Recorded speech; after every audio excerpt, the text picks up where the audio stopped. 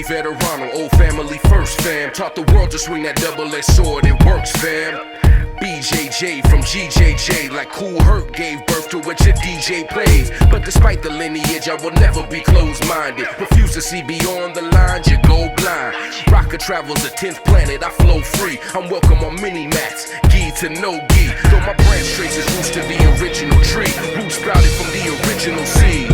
Water with blood, sweat, and tears, spotlight with sunlight. That tree became a forest, ballet tudo done right. Then Hoist dominated them all in one night. And hate song hasn't been beaten in one fight. Flow with the go, in a hit on and Holly know that to continue to win, we must continue to grow. Let's go!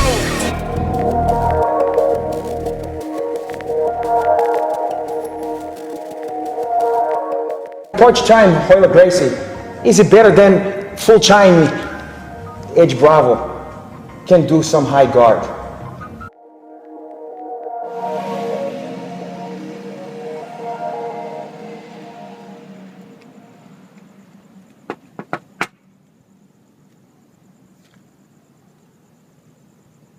Ó, caralho!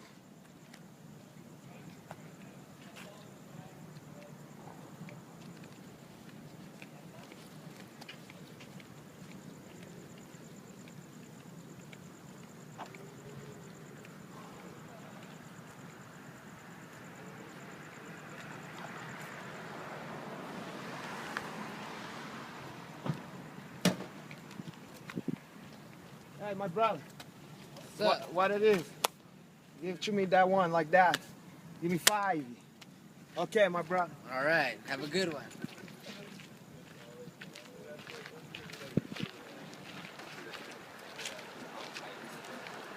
What it is, young blood. Young blood. Everybody's do some good training. How you doing, my brother? You got that hat backwards like that. I like that. That's that style you have. Porra. How you doing, my brother? What's up, man? Young blood. Hey, what it is? Wow. I feel like I'm doing a game, like a basketball game. You guys, oh, boy, it's been a long time. Hey, Becky, how you doing? Good, how are you? Porra. Carai, boy. I like to see when you come around like that. Me How you too. been? Carai, boy. Doing all right. How about you? I've been doing a lot of stuff, you know, I did a lot of seminar, solo Garcia, all that stuff. I feel like everybody watching. Maybe I feel a little high from all that stuff I was smoking. Man, I can't even smoke any right now because I just smoke a lot too much stuff. But anyway, yeah, so you know, gonna talk to, where's Edgar? Where's your guy? You still go out with the guy, Edgar? Yeah. Yeah? Mm-hmm. You like to hang out, spend time with that guy? Okay. Wow. Wow. I've been doing a lot of, you know, some training, stuff like that. It's been a long time. How you doing, my brother? I'm doing good. What God? Your mom. How you doing, my brother? Smell like you smoke some natural medicines on there. Yeah. Want some? Same thing. Yeah, I'm good. I have cotton mouth. I don't have some water to drink. I'm gonna just to enjoy the cipher we have in here. Maybe we do some freestyle raps, stuff like that. Freestyle? Some chimey. I like to, you know, to do it like that. We Let's see. you do some dance. Wrap it up. Well, I gonna need some beat. If you wanna do that, I'm gonna have to do a beatbox. That one is too much bass. Let me get one who know how to beatbox the best. What they say, my name is Hanach and you stop the beat. Why you did that? I'm gonna kick you in my feet. I'm the best rapper you ever felt in your life. I'm downtown LA. I got a knife in my bag. Niggas don't know you a fag. You know, it's something like that. Oh, we call it a fag though. Yeah, I don't call you No, just I'll tell you, because you man. have that dick sweeper on your lips like that. It's a baby dick sweeper. You don't have like your brother have a heel man's Kimbo Slicey mustache. I don't care what you facial. I give your mama a facial. We're talking about Eddie, man. Hey, listen to me, Eddie. Why you always hating on Nah, us? no, I don't hate on you. I like you. You sure you have that one jiu-jitsu time? You look like adventure time. I know that because I have a lot of kids wanna watch that. All my kids wanna watch that stuff like that. Why are you mad dogging me, Edgardo? Hey, I feel like you guys is like you gotta take it easy over here. We're Eddie's kids, you know what I mean? Are you Eddie's kids? I'm Yeah. glad you're not my kids because I'm not gonna pay no child support to you. you are gonna be shit out of luck on that one. Porra, Eddie, where Eddie's now? He just took off. Got done training. Oh, Just yeah, headed you home, did some yeah. nice training. I heard he was give out another brown belt for a guy who's training. I don't know how many months that guy training because he was doing good on a breakdance competition there. Yeah, he only won a belt. Yeah, he only won a belt? He just won an MMA belt. Oh, MMA, what organization that won? Tough enough. Oh, Tough Enough. Yeah. That's the same name, the movie with the old guys. What's that one? Heavy Michael Douglas and Burt Lancaster was two old guys, Hobson Banks, stuff like that. Who give a fuck about that one? Never heard of it. Sounds like hating to me. I've been there, done that. You look like you've been training, man. Where are you training? Yeah, I've been training a lot of places. You know, I do a lot of private. I do a lot of stuff. So I give a lot of private. Becky, I'm gonna give some privates to Becky. She's gonna give you my card. You understand stuff like that? Yeah. Where? So you guys already been training a lot of new, lot of moves. He's getting ready for Some different level stuff. some next level stuff. What kind of level stuff? What kind of stuff he's been did? Next you wouldn't be able to understand, you know? Oh, It's not gi stuff. not gi. Okay. Brazilian jiu-jitsu. Yeah, I don't get that one. So he was. What's the kind of moves he's did lately when he was trying Some to next level shit, bro. the next level? Yeah. The Ghetto Boys used to talk about that other level of the game. Yeah. It's too advanced. Yeah. Yeah, tell me about it because Why- I gotta learn because you guys know that stuff. You guys have that crazy. Why you asking so many questions? I know. Because I want to soak up that stuff like Eddie talk about. He's talk about that pyramids and he have a lot of knowledge and stuffs like that. He's cool training a lot of moves. That new one like that. That skateboard. Where'd you say you been training again? I know, where you been training I at, train bro? all the time, all kind of place like that. I went to go watch Chavish. Oh, yeah? I train for the Armenian guys. We was trained with the Armenian I guy. see a lot of pictures, man. I see a lot of pictures, and I seen you with Hoyler. Honestly. You seen Hoyler? Word on the street, you training with him, bro. Who did train? Who trained Hoyler? I did that. I heard he been training with you. And then you coming over and asking a lot of questions. Yeah. Porra, you know, I feel like I you guess guys- somebody must be photoshopping him or something. Man. I see their Photoshop. Smells like Are you working with the enemy? Nah, why? I love you guys. I'm not gonna train. No, I'm going to do that. You know, I feel like maybe I want to smoke HIF because my stomach. You sound like a spy, bro. When I smoke some natural medicine, I feel like I am getting gang up on that one. You sound kind of nervous. You spying or something, I'm or what? I don't gonna get nervous from you guys. Hey, yo, just get out of here, yo. Hey, well, back you Hey, fuck yo, himself yo, because it don't matter that. You don't matter that. You just start bouncing, Leave, bro. Hey, big boy. Leave. Don't worry about if I'm gonna leave. I'm gonna bounce to you fucking faggots over here. If you think I don't, I don't fight. I don't know how to fight you guys. Hey, bro. I'm gonna start to Get out fight. of here, bro. Bro. Hey.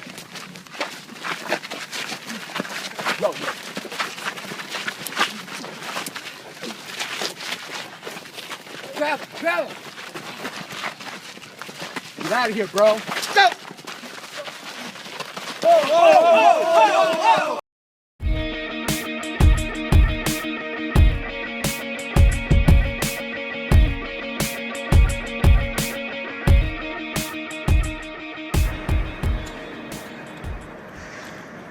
We're here at the Tap Out Gym on the corner of Pico and Grand in downtown LA. You can park across the street over there. See that parking lot right there? Just leave your car there. After 8, you can park on the street. No parking problems here.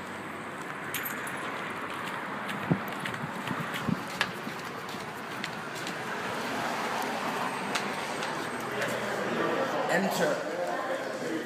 Got the weight room here, women's bathroom there. Strongest man in LA right here. Men's bathroom, really nice. Take a quick shot of that. Shower over there.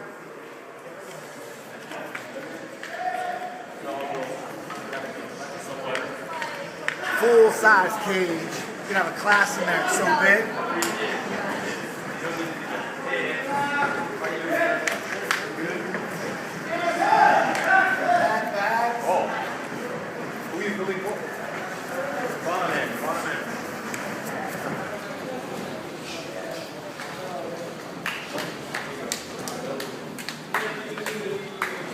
And the mat's completely wrapped in a cage, which is awesome.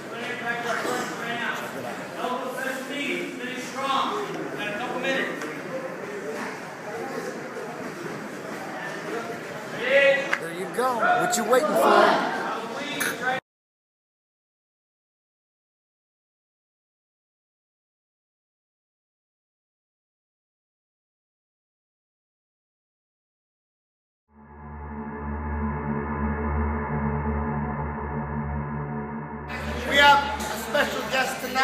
champion last night. He's back for a double shot, Mr. Shinya Aoki.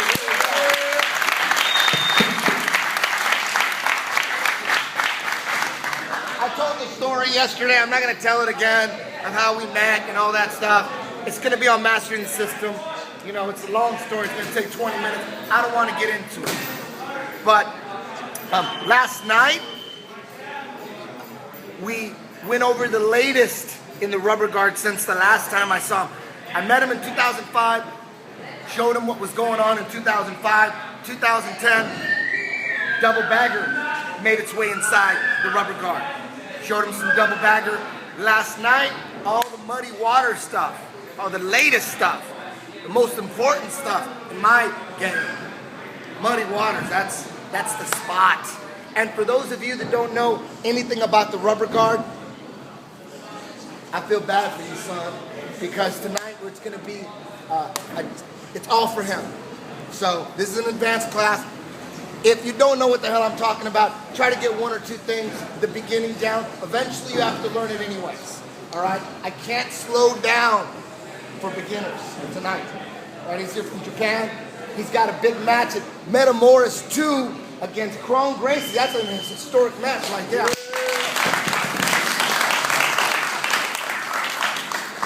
How about a round of applause for his glasses?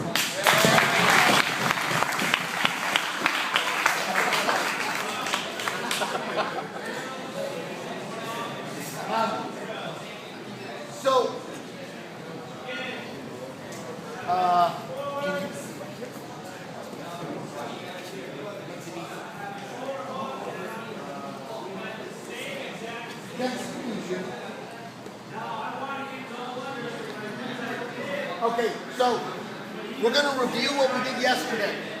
Pound that in. We're going to review it just to make sure there's so many steps.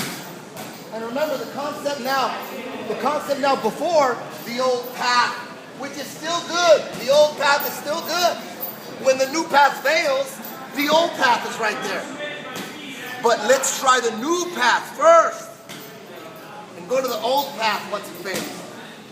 If in your DNA you're going through the old path because it's just your instinct, if you hit a roadblock, go, oh shit, the new path. Let's go back to the new path.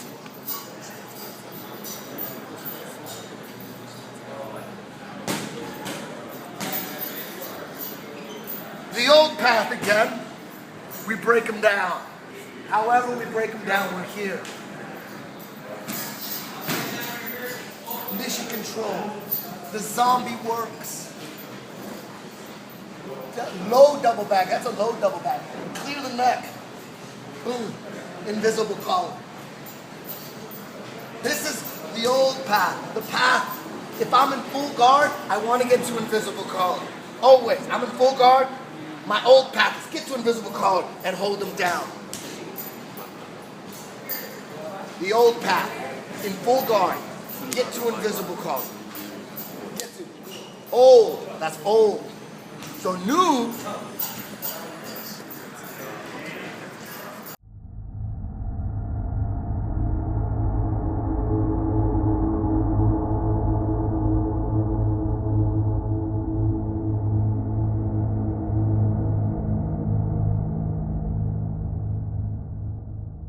I've never seen anybody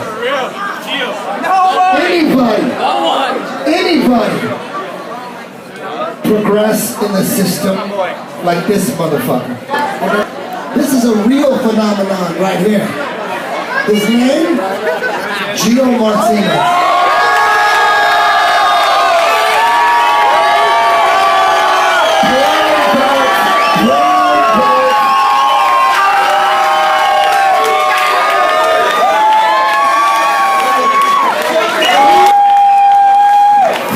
Don't sleep. Let's go. Freaks do not sleep. That is true. I have personal experience with that.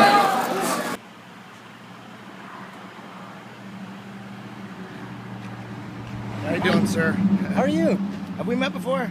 I don't think so. I'm just here for the week. Oh, cool, cool. What's your name? Carlos. Carlos, huh? Nice to meet you. Where you from? Colombia? Bolivia. Bolivia, close. Look at that. What we got here? Who is here? How are you? Eddie, what's going on, man? How you doing, dude? Good. Are you gonna train now or what? Hell yeah. Yeah? Can you take me a picture with him? Yeah, like he wants to take a picture with you, Eddie. I'm gonna dial it up. You just what's about to start, man? Eddie. Glad to see you.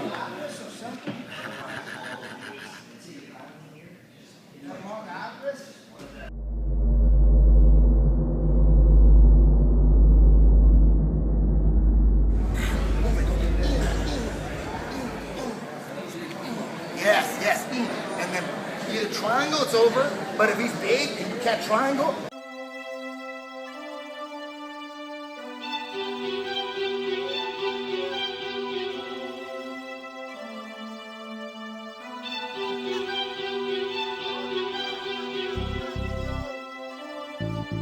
rip that shit show.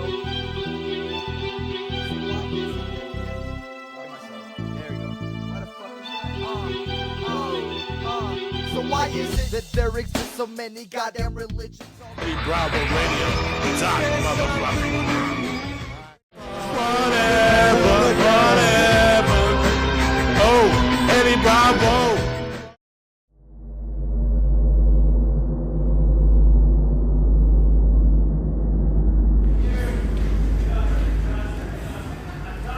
All that is fine and dandy when you're in full guard.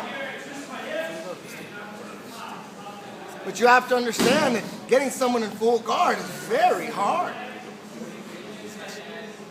It's not easy. I got tricks just to get to full guard. Setups just to get to full guard. Usually people play full guard because they just ended up there. It gets tricky when guys are trying to stay away from your full. No one wants to just walk in. So now you need setups and tricks to get someone in full guard.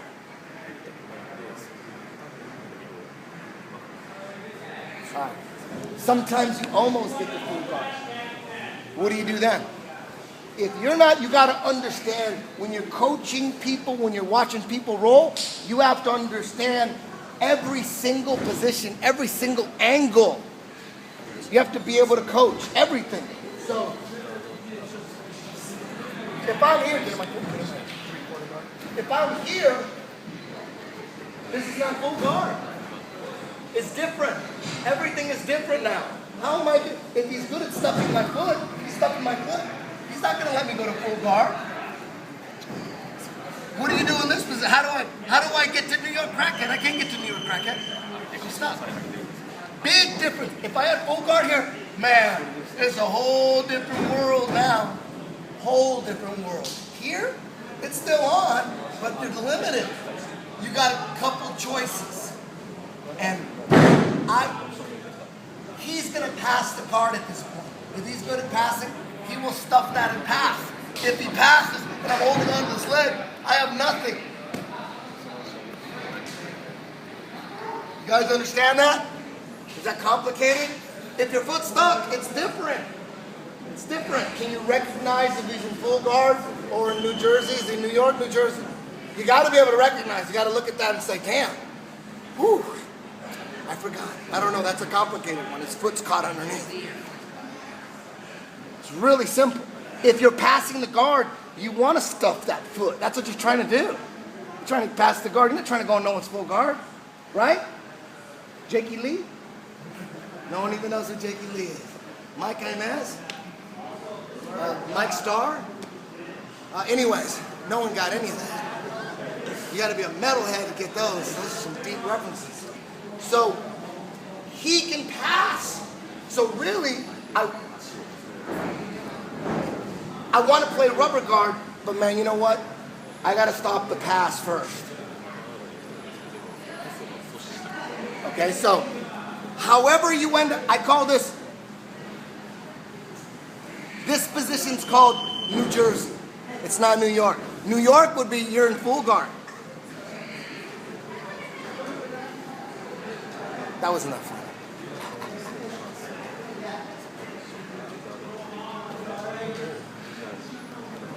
So you got to understand the difference between. Are you from New Jersey? Oh, I'm sorry. That's my stuff.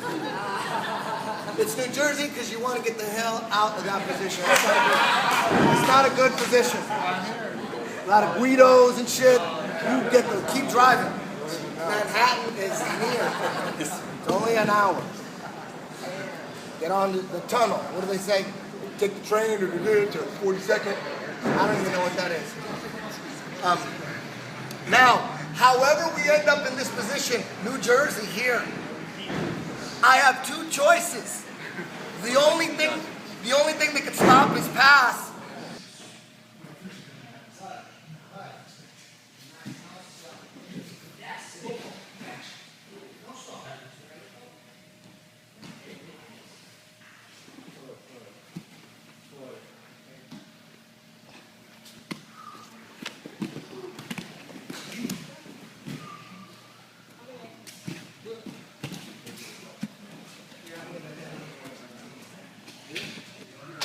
Jacques Machado.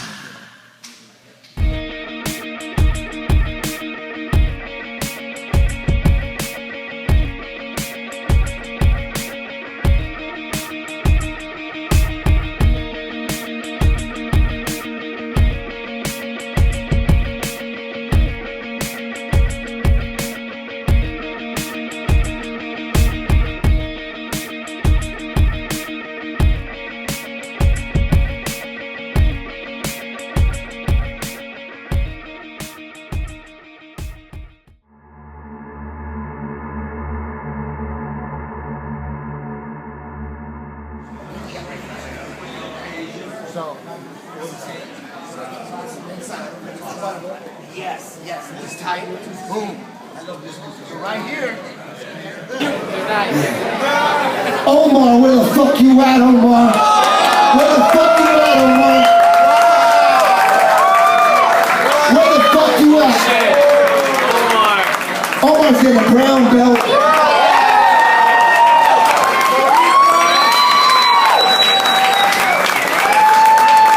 I know who the fuck showed up. That's Omar, right there.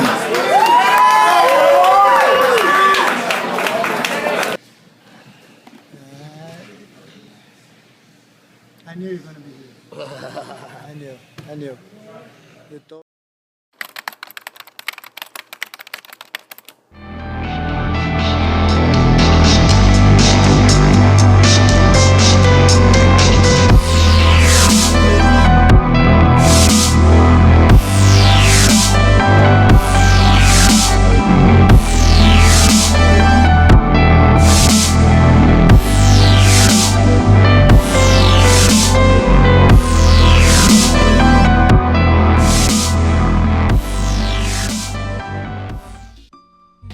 BeReal.tv.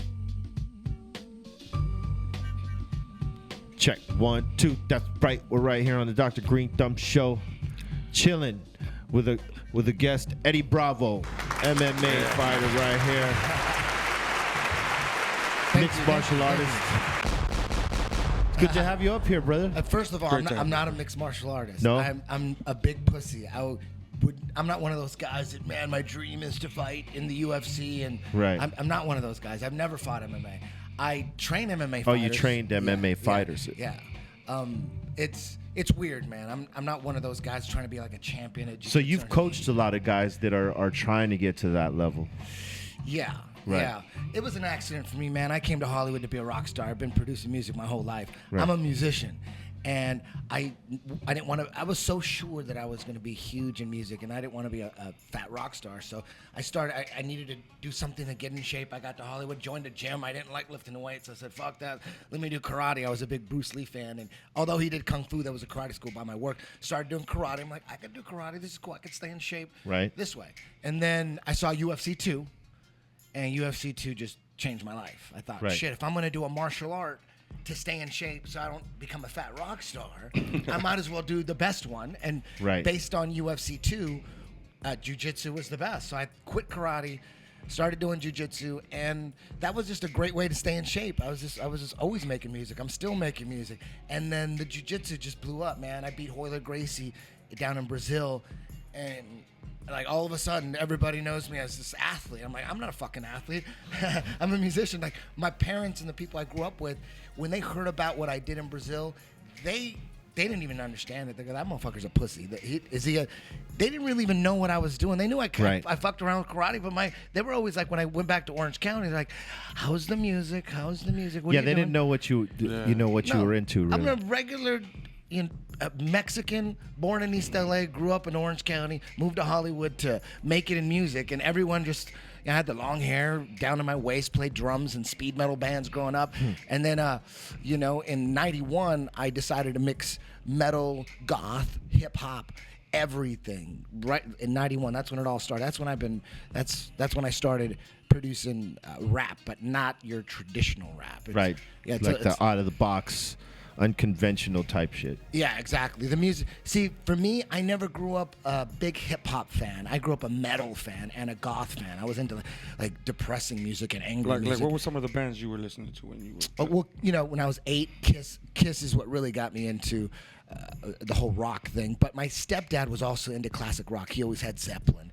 He was one of those Mexicans that could barely speak English. Probably and had Black Sabbath in his. No, he didn't get that evil. The most evil he had was Led Zeppelin, but he had like Ted Nugent, and he didn't go Black Sabbath. Maybe Santana. I think he did have Santana. Yes, you're right. And Fleetwood Mac, Van Halen. My stepdad introduced me to Van Halen. Nice. And then I hated him, so most of the music he liked, I stayed away from. Yeah. And he hated Kiss, and then that became my whole life. That was your wall right there. That was Boom. it. Kiss. I don't know if you're familiar with that TV movie they made in 1978. I remember Kiss Meets the Phantom. You remember I that totally shit? remember it. Yeah, it was horrible. But as an eight-year-old child, I was a Kiss fan too.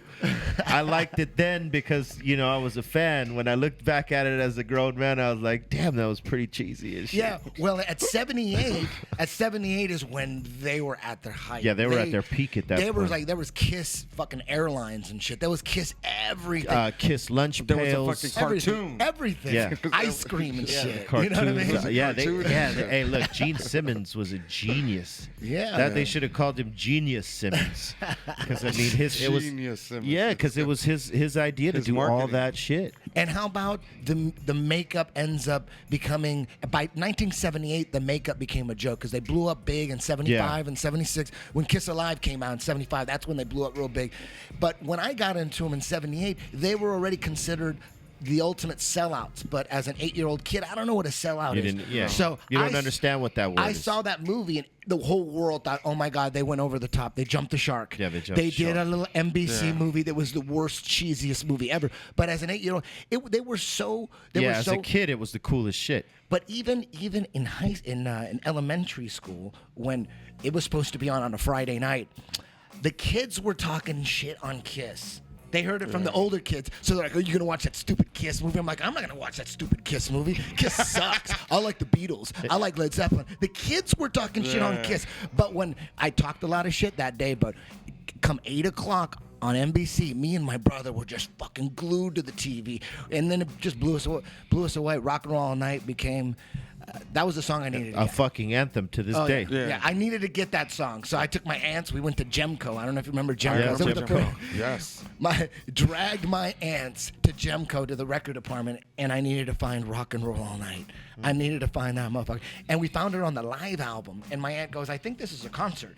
I'm like, what? I didn't even know what the hell she meant. That confused me. How could this record be a concert? It's a record.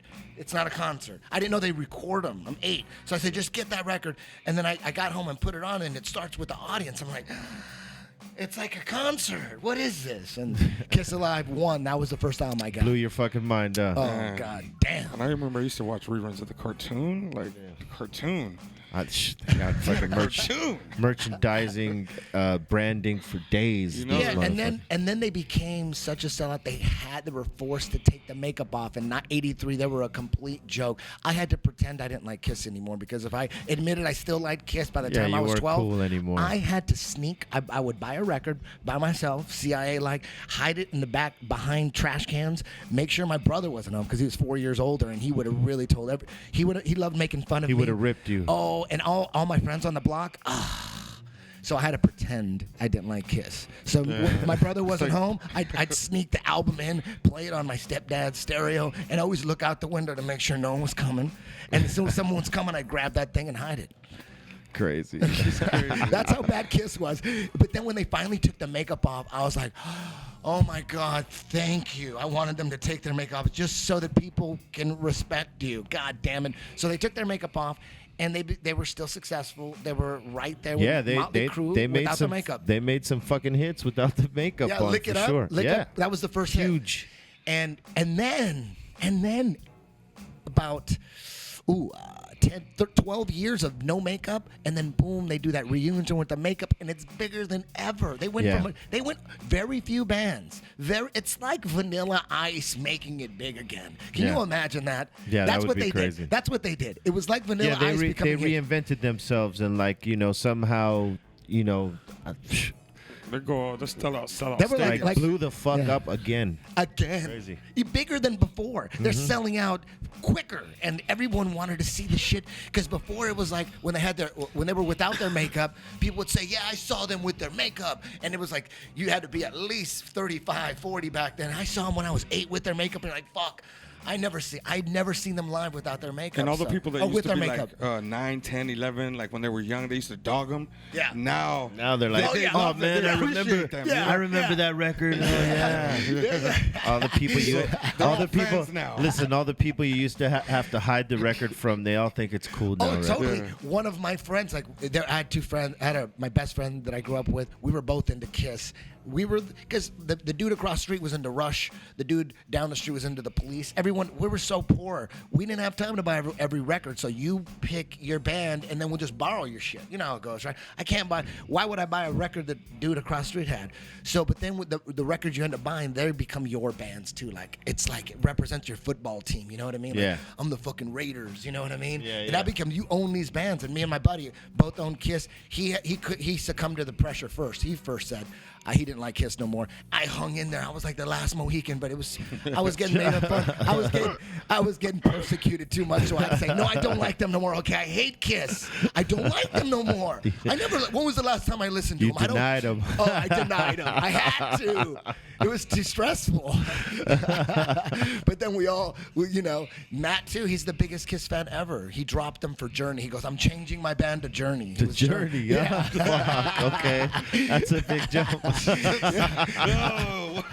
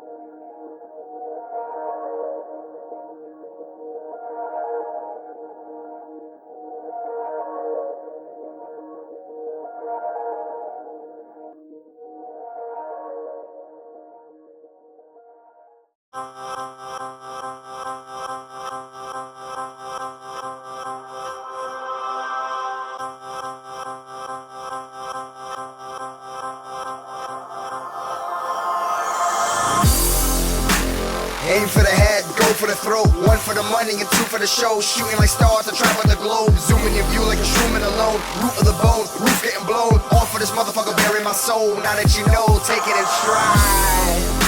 Nobody's gonna make it out alive. You're probably gonna wanna pray to Christ. Take a moment to breathe and heed advice. Weaving these webs to seeds and lies. Attracts every angle, creed and type.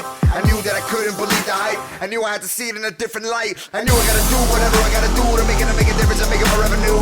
Hard times held quiet kept. When they caught in the grind, it's a tiny mess. When it's stretching in time to apply for a check.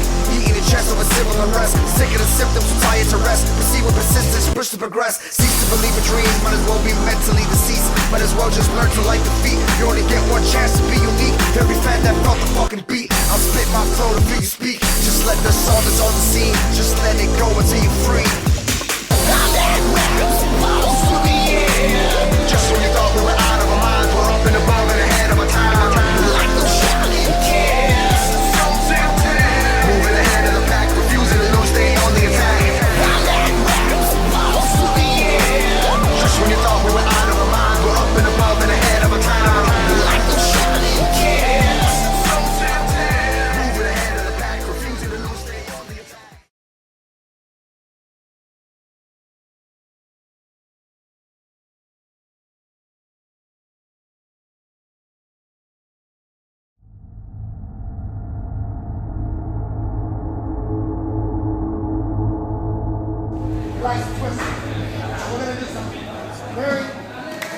really important twister stuff. We went over the basics that came twister. And again, we haven't gone over the twister that much over the last year and a half.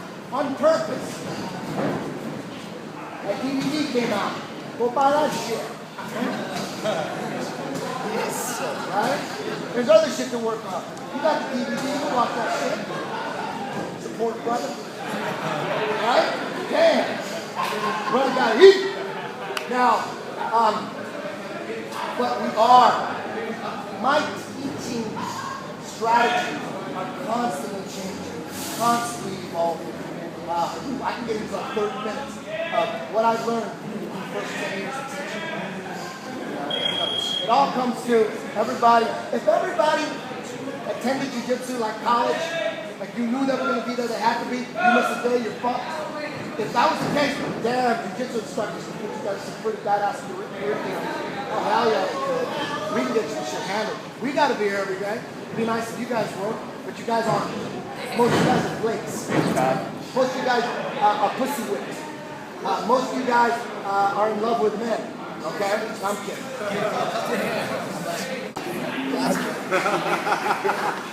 So you guys come once a week, twice a week, maybe scattered, you miss 2 weeks. How the hell am I going to put together a college curriculum when you guys show up whenever? The only one who shows up on time is Chai, and he don't even have a house. That's why he's here. He uses this place to shower because he's homeless. Look at him. Tell me he's not homeless. So anyways, again, I don't want to get into it, but man, I'm starting to. So basically, everyone's got like 2 hours a week where they train average once a week. And what can we do with that? Those are the ones paying the bills. You know, what can we do with that? You only have just 2 days a week, max, average, 45 minutes an hour of drilling. Shit, how are you gonna chop that up? How are you gonna chop it? There's so much jiu-jitsu. How are you gonna chop that shit up? Every instructor's task is to figure out what he thinks is the best to use for those 2 hours. There isn't more than 2 hours, it's 2 hours. It's 2 hours worldwide. On average, everyone trains. Most twice a week. Shit, you train twice a week. Except for Franco, you don't have kids, you don't have a job. So how are you gonna slice them up?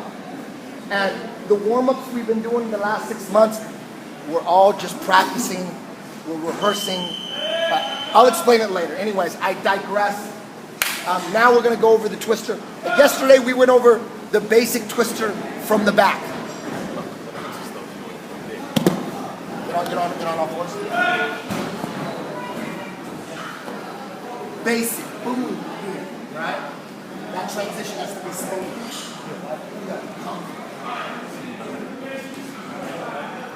That's one entry. Another one from side control. This is super important. This is the one that takes a long time.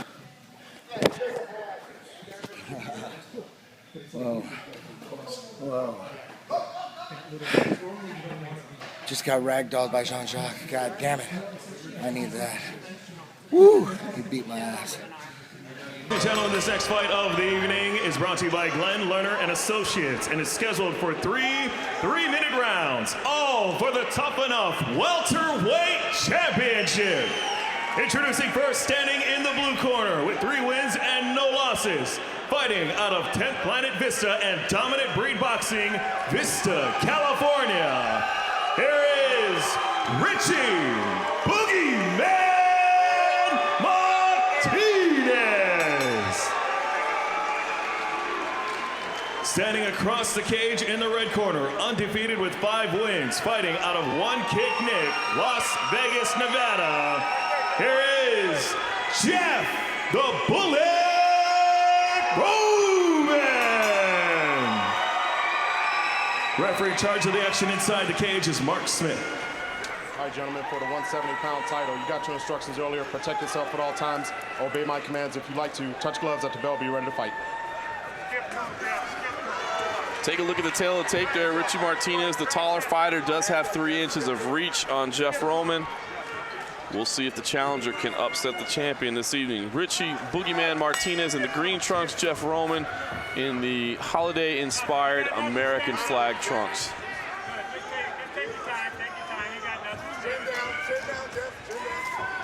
Southpaw Roman holding the center.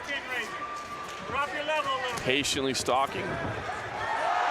Oh, looks to slam, and instead Martinez tries to latch onto a guillotine choke. Got a triangle. Switches to the triangle in midair. If you can keep that, keep the back of the head. Got to keep head control. I would even try to keep an overhook. Roman carrying that body weight right now. Big slam. Oh, here come the strikes. Wow. Fantastic action early. They settle down a little bit. Boogeyman looking to move inside. Roman with another slam into a triangle again. Now an omoplata. Nice. Wow. Look at the power from Roman trying to slam out of that omoplata attempt. He needs to step. Oh, there he goes. There you go. I was going to say, the slams were nice, but get that arm safe. Martinez keeping control of that left wrist. Richie's doing a really good job of attacking and attacking in the transitions. That's where you get most of the submissions, is actually in the transition. Jeff Roman's being dominant on top right now. Martinez is like flypaper down there, man, just sticky as you move into him. He grabs onto something else. Look at him now, transitioning over to the arm again. Fantastic submission attempts, as you said, Jake. Great transitions. Roman backs away. Minute and 15 seconds left in this opening round. It's been action-packed thus far. Roman looking for another slam.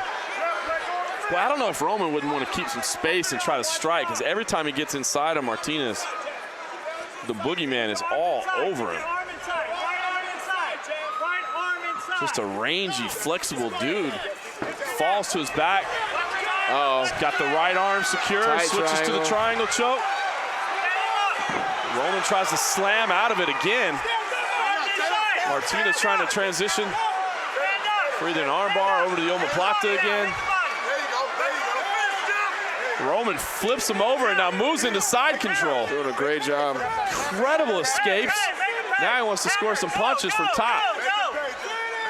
We're right here in the corner of Jeff Roman. You can hear his cornerman saying, make him pay, unleash punches. 15 seconds left in the opening round. Roman trying to transition around to the back, landing some hammer fists as well. Big punches to the ears. Sound like they hurt. Oh, big punches to the head right here in front of us. Mark Smith watching close as the round's about to end.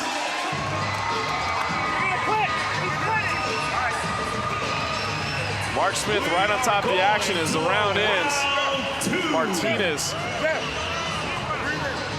Martinez was hurt there at the end of the round for sure. Fun fight. I mean, what a great clash of styles. Roman with the power game, Martinez with this incredible transitions. Don't forget to show your ticket for a free drink at the showroom. Let's skip the break and just go to the second round. I know, this is great. Sorry, I was tied up in the corner here. Mark Smith is talking to both fighters and went over to check on Martinez. A lot going on here. This was a fantastic opening round. Roman, certainly the power fighter. We'll take a look at a quick replay of what we saw. Look at these big slams from Jeff Roman. There's an omoplata attempt. Martinez, it was incredible. He would take these huge slams, but move right into another submission attempt. Boy, what a fun fight. Title on the line at 170 pounds. The champion, Jeff Roman, I think has the opening round on our scorecards. He's wearing the American flag 4th of July trunks. But Richie Martinez, the boogeyman, certainly no joke. Submission artist and very durable. Bend your knees, bend your knees. Good, good. Block that kick, block it when he throws it. Kick to the cup, but we fight on. Put him against the fence. Put him against the fence. I think Mark Smith was, I think he wanted to step in there, but Roman continued to fight, so he didn't worry about it. Body. Watch your head. Now, work. Martinez was kind of trying to roll over, looked like for an arm, and then fell off. Roman now setting up in top position, his opponent's guard. Push him against the fence. There you go. Go to work. Push his face. Watch the triangle. Very clearly hearing the instructions of Jeff Roman's corner right behind us. Martinez can't go for the twisting ankle lock there because of the amateur rules, but he's using it as a takedown. Mark Smith steps in. I mean, you can't go for an ankle lock in the amateurs. Obviously, that's just to protect the knees of these amateur fighters. The boogeyman saying that he wasn't going for anything, but he was rolling. Yeah, I think it's really small movement from going for an ankle lock into what have you, and going for legs in general, you only have the knee bar. Right. And you have to be able to keep on rolling, I think, to continuously go for the knee bar and keep attacking and keep attacking. And it's hard to do that without without twisting the ankle. I mean, as you're rolling over. So, right. So a proper warning there by Mark Smith. On the restart, you can see Richie Martinez basically just fell back into guard. He wants this fight on the ground for sure. There's a good go-go plata attempt going on. Doesn't look like Jeff's going to give that to him. Not today. Man, one attempt after the next. One attempt after the next. The armbar locked there briefly. Roman backs away. This is great. Look at that. Didn't back up quick enough, and Martinez grabbed his ankle and pulled him down again. I think Roman is winning this fight from top position, but I love Martinez's game off of his back. Yeah, I agree. I think Martinez, for all of his attempts that he's had that look somewhat successful attempts, he has a good chance of still winning. Yeah, definitely this round here, he could steal it with all the action. I mean, Roman is sitting on top, but he's not doing anything with the position. Well, what I mean is you never know when he's actually going to get to that one that's sunken. And absolutely. Because you're right, they've been close. I mean, some of these have been very tight, especially, the omoplata attempts. The armbar was nearly there. 15 seconds left in the round. Martinez covering up. His eyes are closed. I think he's done. I think Martinez is done. He stays in there. Roman can't capitalize. Well, it looked briefly like Martinez was ready to just give up. Here comes some hammer fists. Mark Smith watching extremely tired. Yeah, Roman does look tired. Mark Smith watching closely. I think Roman had the fight there for the taking and just couldn't get enough of volume. I remember in my last fight, my arms filled with blood so fast from just doing half a round of punches. I can just only imagine what Jeff Roman's feeling right now. I bet his arms are totally pumped with blood. They need to massage it out. Yeah, Roman has fought a really good fight, but man, he does look very tired. Kind of leaning against the cage there briefly. See the corner, they're trying to rub his arms out. Who do you got that round? Roman, obviously, yeah? You know what? Until that flurry at the end, I almost would have said Martinez could have stolen it. Even though he's on his back the whole time, it was submission after submission after submission. Attempt after attempt. But I think those punches at the end, I think Roman took it. So I've got Roman up 2 rounds to none right now. Same. But it's funny, what you said was exactly true. I mean, the submission attempts that Martinez has done, I mean, one of those could score very easily, especially now that Roman is tired. Right. Because a lot of his escapes have been based on power more than anything else, and he might not have that at this point. Referee Mark Smith calling for a towel. A lot of water. A lot of water right now on Jeff Roman. Wants to dry him off a little. If you got balls or not, let's go. Grab your balls and let's go. There's the advice from the corner. Grab your balls and let's go. I'm thinking he means that figuratively more than literally, but we'll see. Maybe it's some kind of unique strategy I haven't seen before. 170-pound title on the line. The champion, Jeff Roman, is not having an easy go of it tonight. The challenger, Richie Martinez, has been a wily opponent. And there is standing guillotine. Watch that guillotine. Very smart, keeping his head straight up. You don't want to let his shoulder collapse your neck over. As soon as you do that, you collapse it over onto the wrist, and you won't be able to get out. And then again, Richie's doing a great job of keeping his shoulder on top of his neck, right where the bottom of the crown of the skull is. Roman pushing up against the cage, carrying the full body weight of the boogeyman. He's now got what we call a high elbow guillotine, which is almost impossible to stop. Wow, the fight goes ground. He falls to ground. He taps. Wow. What a gutsy performance by Richie, the Boogeyman Martinez. And there's the breakdancing.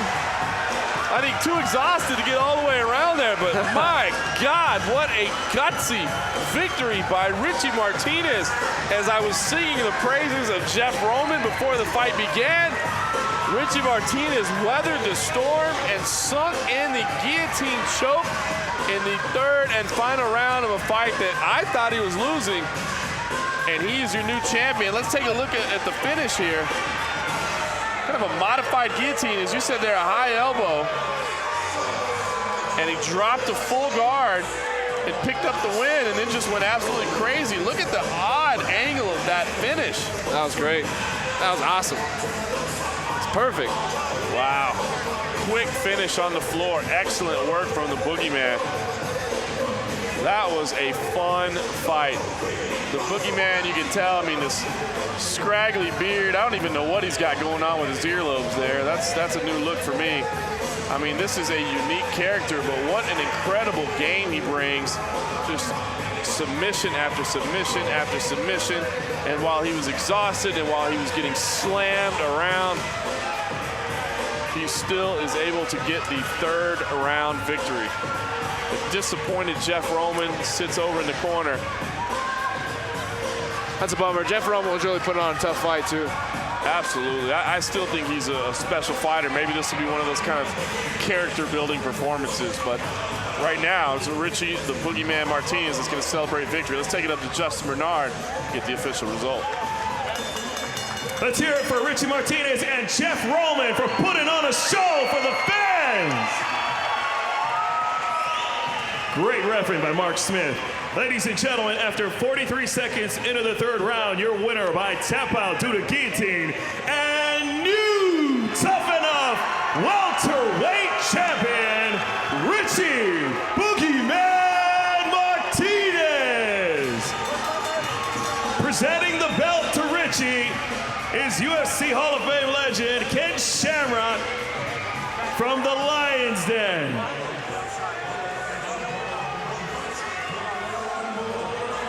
So Ryan Freeman now is going to be fighting Richie Martinez next, right? That's right. Got a fantastic matchup there. That'll be a lot of fun. 2 ground guys. Ryan Freeman got a second round rear naked, where Richie got a third round high elbow guillotine. And gets the belt put on him by a UFC Hall of Famer. Not a bad night. Let's hear what he has to say. Here with the champ, the Boogeyman, Richie Martinez, coming in here with 3 wins against an undefeated Jeff Roman, who was a big test for you coming in here. But I know you were confident because the team you came in here with. What was the game plan coming in? A lot of kicks, submitting the dude, you know what I'm saying? You had a lot of ground game. You had him in a lot of holds down there, a lot of jiu-jitsu showing off, and of course some work from, we got Dominant Breed Boxing in the house celebrating his birthday, Chad Bollinger, but enough about him. Richie Martinez, right to the Boogeyman. You want to give a shout out to anybody? Yeah, I want to give the biggest shout out, honestly, to my little brother. I love him, you know? My friends, my family, my girlfriend, everybody who came out, all my friends, my teammates, you know, 10 Planet Jiu-Jitsu.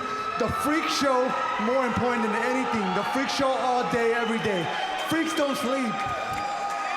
Watch out for me, yo. I'm gonna do big things, I promise. This is your champion, ladies and gentlemen, holding the welterweight title for Tough Enough, Richie, the Boogeyman Martinez. So Richie Martinez remains undefeated. He is your new Tough Enough welterweight champ. He's got a defense with Ryan Freeman on the horizon, but from now, he's going to celebrate an impressive third round submission win. We've got 2 more fantastic matchups on the way, 2 more titles on the line.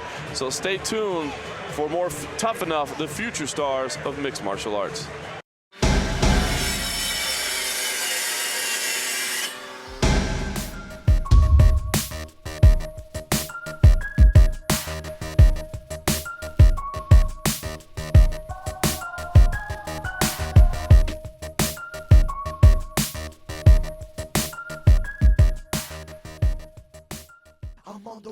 And I don't know where I'm ending up. Trekking the globe makes it hard for me to stay in touch. I'm on the run, cause I'm more than just the place I'm from. Taking control of my destiny is #1. I'm on a space trip to another sun.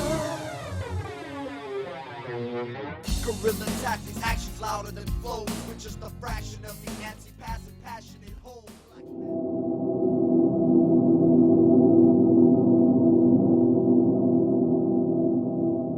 Nice. Oh, Thai iced coffee.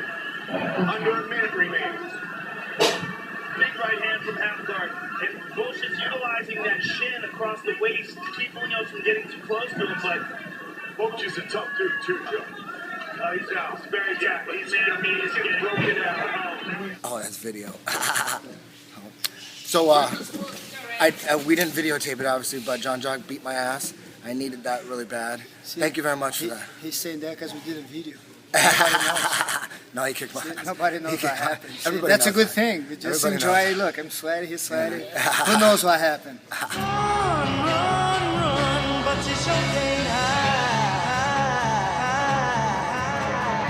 Where you going, you're not coming back from.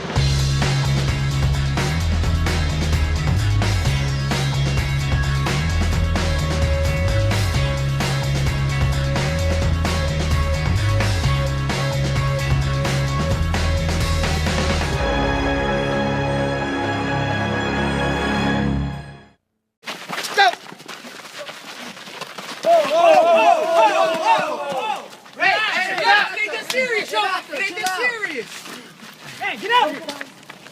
What you gonna do now? What you gonna do? Get the fuck out of here! That's right! Don't worry, man. I got that, guys. You're like, he was afraid for me to get hurt. He don't want me to get hurt. He didn't like that. Don't worry, I'm never gonna let nothing to happen to me, okay? I'm never gonna let nobody to hurt me. So nothing gonna happen. Well,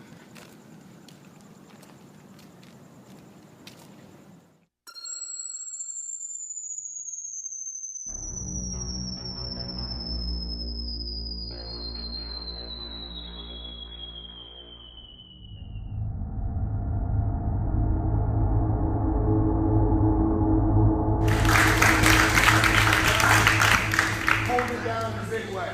It's a big way. All right, if you guys aren't on the forum, the 10th Planet Forum, then that just tells me that you're not really that interested in getting ranked. And if you don't want to get ranked, that's all good. You don't have to get ranked. You could just come to class and get away from your family. Maybe your wife is a fucking bitch. That's cool. You understand? You don't really care about getting ranked. You just want to come and sweat. You don't give a shit. But if I see you on the forum, that means you do care about the system. You do care about the team environment, and the team that we all put together worldwide. That's what that shows me. If you're not on the forum, maybe you're too busy. Maybe you got kids. That's cool too. I understand that. I'm mad at you guys. Some guys don't even know how to get on the internet and shit. All right, my mom just learned a month ago how to get on the internet. She just got a laptop. All right, so I'm not mad at you. But I will say that if you're on the forum and you're participating, that means you like the team, the 10th Planet team, you're into it, and you want to get ranked. So when I see people on the forum, I'm there every day. I see people. I see who's showing up. Then that tells me, oh, he's interested in getting ranked. If you're not interested in getting ranked, I still love you. You don't have to get ranked. Fucking belt, who cares about a belt? Or a color, who cares about that? But some people do. And I know who really does, okay? Brandon, he's holding it down. He's building warriors out in Alabama. I'm very proud of what he's doing. He's competing. He's creating his competition era in the book of 10th Planet history. That's what he's doing. Brandon McCaffrey. Also, 10th Planet Gulf Shores right here, head instructor, Sean Applegate. He's competing at the Gracie World as well. And he's doing a great job. He's doing what he's supposed to do. He's competing. He's a blue belt. He's a blue belt. You know how hard that is to do in jiu-jitsu? It's, man, the odds that he's going to survive, the odds as a blue belt, slim. But he's going to survive. He's going to be that 5% that does survive. I guarantee you. Why? I see what he's doing.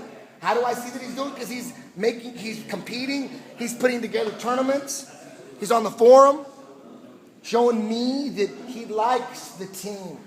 He wants the team to succeed. You don't have to be part of the team. It's okay. You could be just coming in here sweating. That's all good too, all right? But when you're showing that you want to be part of the team, and I notice, and it makes me feel good because I like the team. I'm trying to build the biggest goddamn team there is. No-gi team, that's what I'm trying to do. So also we got from 10th Planet Montreal, he's a brown belt. He's doing everything correct. Everything. I have no complaints about Louis Ho here.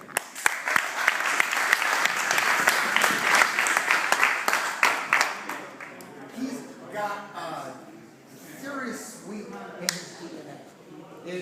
It's a sweep that Marcelo likes to do a lot as well.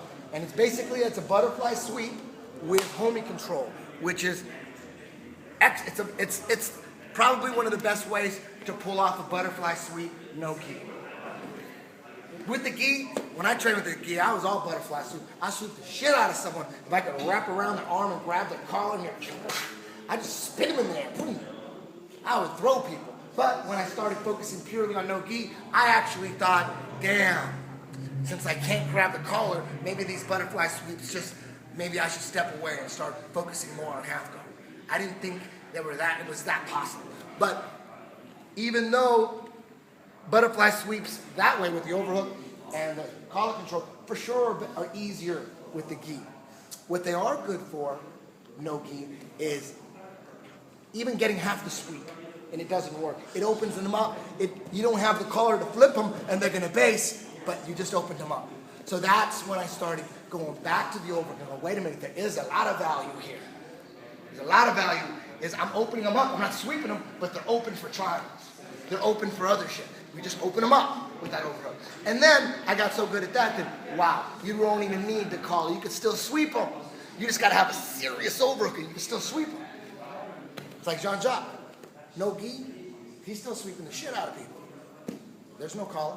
So that's what I've learned. But I've never done this style of butterfly sweep that he's doing. It's not in my game, but it's going to be. Put it on the list. Just watching Louis do it, I'm like, damn, we'd be fools if we don't jump on that. We got to eventually, there's a long list of shit we got to inject. There ain't that much time. We got, 2 hours of drilling time on average to stick everything. What are we going to slice in? It's like a budget at a school. We got a budget. Yeah, it's great to have this, and it's great to have that program, great to have that program and that program. Let's have all the programs. But you got to decide which programs are the most important, because most of y'all don't only have about 2 days a week on average where you guys want to train. There's some hardcore motherfuckers in here every goddamn day, but on average, most of you guys are like 2 days a week. So that's, 2 hours tops of drill. Shit. What are we going to fit in those 2 hours? There's about 15 hours of techniques. Which ones are going to make the 2 hours? Which ones are going to make the cut? That's for each and every instructor to figure out for himself. You understand? And that's what I'm doing. I'm trying to figure out which ones are the best ones. It's like building your own video game character. You can't have the big, you're either going to be the big dude that has all the power but he's slow. Or you're going to be the little dude that's fast but he gets knocked around. You can't have all the powers. Which ones are we going to have? So with the warm-ups, I'm trying to put in, what do I want my guys to have? I want all my guys to have flyover passes for sure. I want all my guys to hit M1s like nothing. I want all my guys to have underpasses from hell. Those are the ones I'm picking. Fuck yeah, fuck yeah, fuck yeah. And then I see another one. Damn, it would be nice to have that pass too, but do we have time? Shit. There's so many. So many. I want all my guys to have killer straight ankle locks. I want all my guys to have rolling Kimuras. I want that. Hell yeah. Even though I'm not that good at it, but I want it. That's a good one right there. Rolling Kimura. It's a good one to have that straight ankle lock in your back pocket. Every one of you guys, that's a good one. That's a real good one. You gotta develop it. You gotta spend time with it. That's why we're putting them in the warm-up. So over a period of 2 or 3, 4 years, bam, automatically if you come to class, whether you wanted a straight ankle lock in your arsenal or not, just come into class, you're gonna get it. You understand? Oh, the Granby warm-ups. We do that. A lot of fucking Granby warm-ups. Put together 2 or 3 years of them Grammys, shit, you're gonna be hard to control. You're gonna move like a fucking panther on the ground. You understand? Just the Grammys. Being able to get inverted, that whale having control of your core, being able to Grammy out of back control, Grammy out of side control, you're just all over the goddamn place. Hell yeah, I want that one. Hell yeah, boom. What do we gotta do? You gotta fucking practice it at least once or every 2 weeks. Ultimately, there's gonna be 2 weeks of warm-ups. Right now we've been hitting 4, but there's gonna be 4 more. I just gotta decide which ones. I gotta decide. And we have 3 left. The 5th one is all the quarter guard stuff. We got to have the quarter guard game concept in our blood, so that's got to be a warm-up quarter guard. Then we're gonna have to have a butterfly warm-up, and then we have 2 more. We're probably gonna have to have top half passing warm-ups, because god damn it, the difference between passing open and passing top half is 2 different games. You could be the greatest at passing open, but if you don't have a top half game pass, that's important to me. That's my specialty.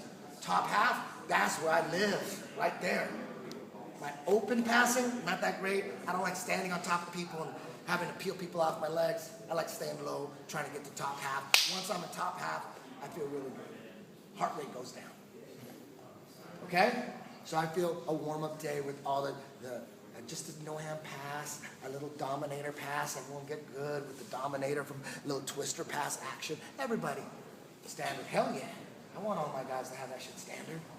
Can't have everything. Can't have everything. I gotta look at everything. Shit. What do I want my boys to have? I want them to have the best shit, the flyover pass. Hell yeah. I want everyone to have it beautiful. I love it when my guys fly over. It's beautiful. A little acrobatic, but in time you put a couple thousand together, that's in your back pocket. Okay? Anyways, Lewis Hill, ladies and gentlemen. You just hurt my back a few minutes ago, so I'm gonna pick somebody really tight. Could I use you? Oh, you want me to use Victor? No. You use whoever you want. Okay, let's start it like this. The concept of my sweep, it's based off the homie control, like this, with butterfly hooks, right?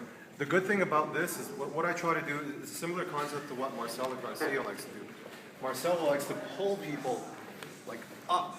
They explode the person up so it could go like this. So you fly towards me, and this is what I can work with. Okay. So from a competition standpoint, what I always do, it works really well. I've done this a lot for many years after stand up. It's like I'm not a wrestler. I pull guard all the time. Okay, so I come in, and guys will try to wrestle with me, and I just defend just enough, just for a few seconds so I don't get taken down. I grab the collar tie here. I usually, if I can get it, the underhook, I get it, but a lot of times they don't give it to me. So let's say he's a little more stiff here, so I grab here. I'm just gonna pull guard. When I pull guard, his reaction is usually just to open up. He falls forward like this, okay? So I'm gonna pull guard, pull butterfly guard, and he's gonna fall forward. When he falls forward like this, boom, I snatch my homie control right away.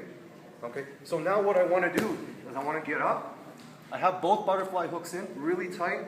I'm sticking my head into his neck, and I'm going to put this foot on this side on his hip. And I'm going to fall back. It seems counterintuitive because you're going to ask, why would I sweep him where he posts? But the way my homie control is, I'm way stronger flipping him this way than that way. You can't flip him that way. I do that from time to time. But my main sweep is this way. So basically, that's what it looks like. Okay? As simple as that. Again, we start standing. I start coming real low. Collar tie, grab here, and I'm just going to pull. They always fall down like that. Right away, you know, Eddie has a lot of game from here, but this is what I do. So I'm going to come up here. Notice when I come up, I want to get close to him too. Here, I put this foot on his hip. And I'm going to fall back. As I fall back, I stretch him out. And then hit up on top. He does this one all the goddamn time in competition. Yeah, I do it a lot. I would say it's like 80%, right? And from the bottom, let's say you're just starting on the bottom here. The whole thing for me is about clinch, right? So I'm looking for a chance to clinch him like this. Okay, so if I get this, that might be enough to pull him forward. and I can do the same thing. Or sometimes, if I get lucky, we're just sparring here and relaxed, I might be able to actually close my hands together like this. I might get a bit of an S grip, and I'll tighten it up, and I'll get a full gable grip here. If he leans away from me, I'll just come up and I'll mount him. But if he pushes towards me, I'll use that. From here, I'll just, if I can collapse his arms, let's say his arms are loose, I do the same thing, I just flip them like this. But most guys won't let you do that. Most guys will stay pretty stiff. Okay. From here, I pull him here, I can't do this. So what I'll do is I'll just fake a sweep. He posts, I post, so don't let me sweep. And from here, I get my homie control. From here, I'm gonna go like this, kick up, put my foot on his hip, and Excellent. you want to see it again? One more time. One more Real time. time. Okay, we'll start from here. Okay. Competition comes like this. Boom. Here. Beautiful.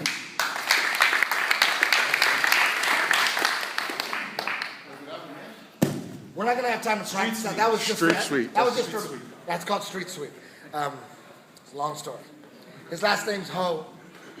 His nickname is Street Ho. Street Sweep. Louis Ho, ladies and gentlemen.